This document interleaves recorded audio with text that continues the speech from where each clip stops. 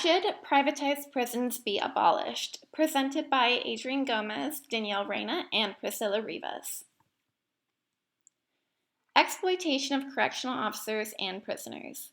Privatized prisons, in order to gain more profit, exploit correctional officers and prisoners. Privatized prisons are not profitable or are profitable for the owners and less expensive than public prisons.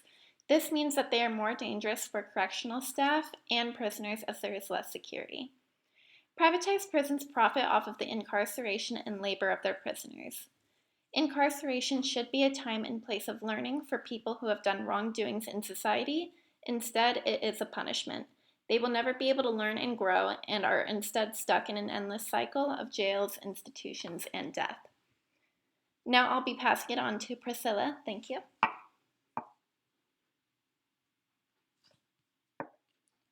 My topic was the problem with privatized prisons. So there are a lot of problems with privatized prisons upon further research. However, the main problem is that they just don't have any interference, meaning that nobody is governing what they have to do.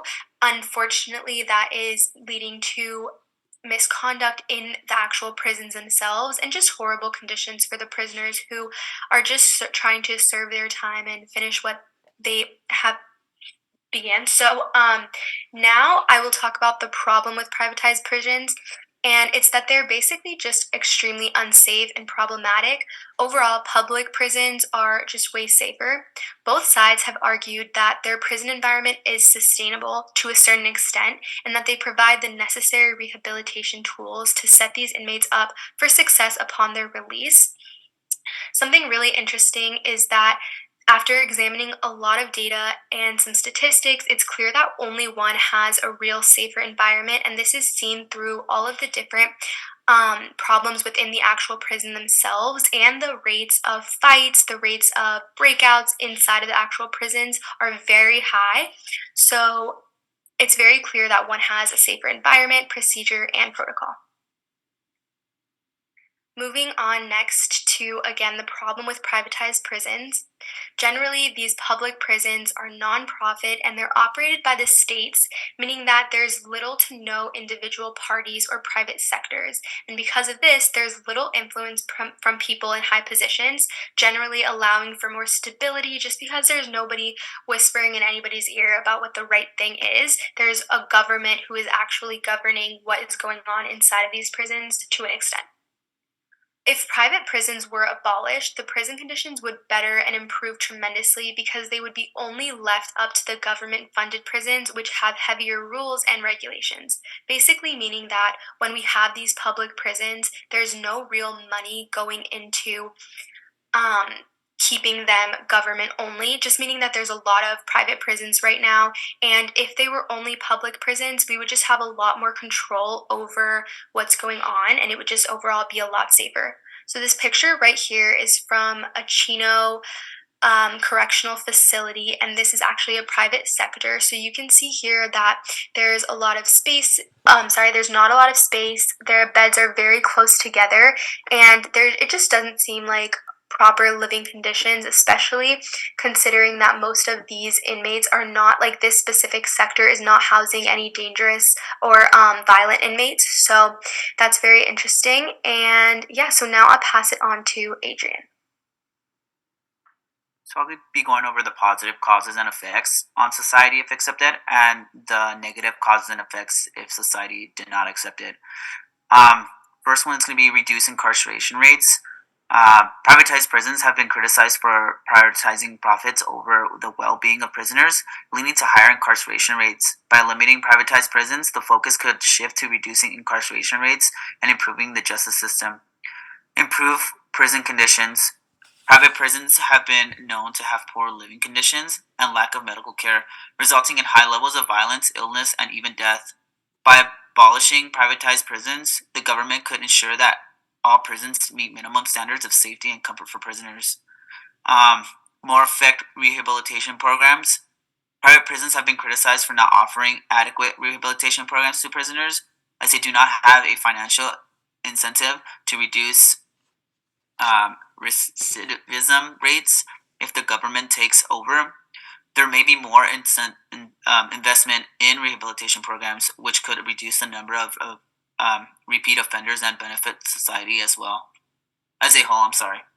Reduce racial disparities. Private prisons have been criticized for disproportionately incarcerating people of color. By limiting privatized prisons, the government could work towards reducing racial disparities in the justice system. More transparency and accountability. Private prisons are not subject to the same level of transparency and accountabilities as public prisons. If privatized prisons were abolished, there would be more transparency and accountabilities in the prison system, which could reduce the potential for abuse and corruption. And then the negative effect on society, if not accepted, are poor living conditions for prisoners. Private prisons have been criticized for their poor living conditions, such as overcrowding and inadequate healthcare and unsafe facilities. If privatized prisons are not abolished, these conditions may continue to exist and worsen.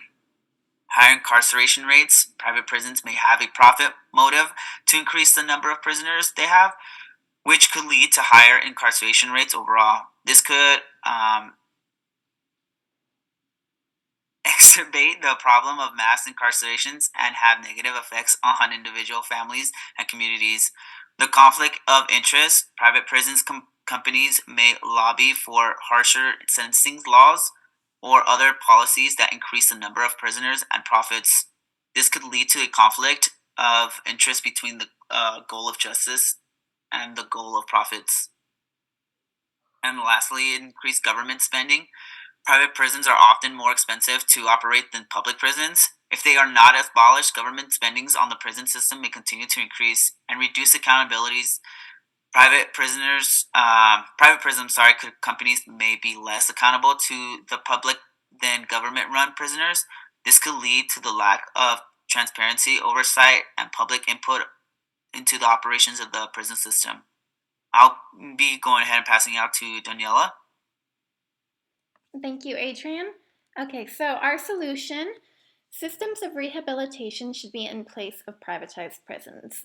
They need support while incarceration, not only after they've been released. They should be given good support. More often than not, they are actually put into halfway homes, which, it's full of other felons in there, and they're more likely to repeat the cycle. If prisoners are being rehabilitated and treated like humans, they will actually be able to be capable of change. If they're being dehumanized, they're not going to want to change, and they're going to want to stay the way that they are. Currently, the system is extremely broken, and it does need to be fixed. Many people believe that they cannot be rehabilitated and do not deserve second chances, that they need to be punished. My rebuttal is that there would be no need for prison if there were no reform. If that were the case, we would keep them in there forever. The system is failing them. My solution is beneficial not only for the prisoner, but for society as a whole. Next slide, please.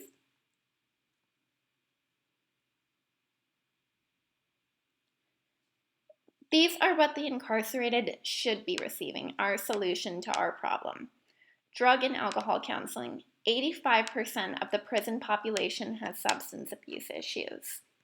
Recruitment for jobs. 60% struggle with unemployment after being released.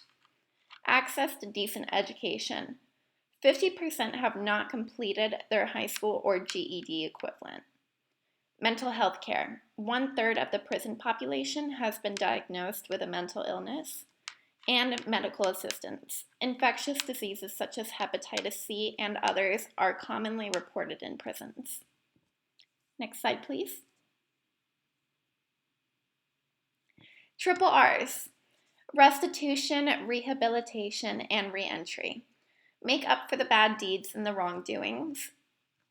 So they would still be getting, kind of like a form of punishment, I guess, just making up for what they've done. Rehabilitation, learn and grow from the mistakes, seek help, so mental help, therapy, drug and alcohol counseling, all of that.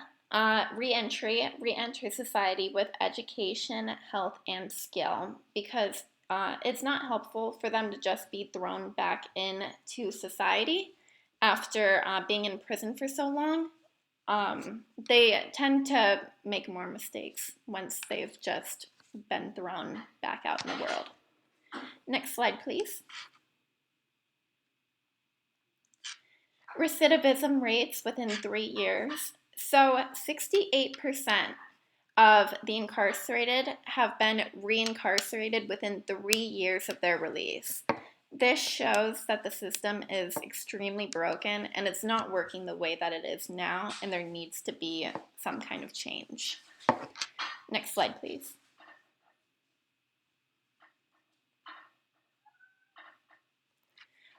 In conclusion, the system is failing the incarcerated. Restitution, rehabilitation, and reentry are extremely important and can save many lives.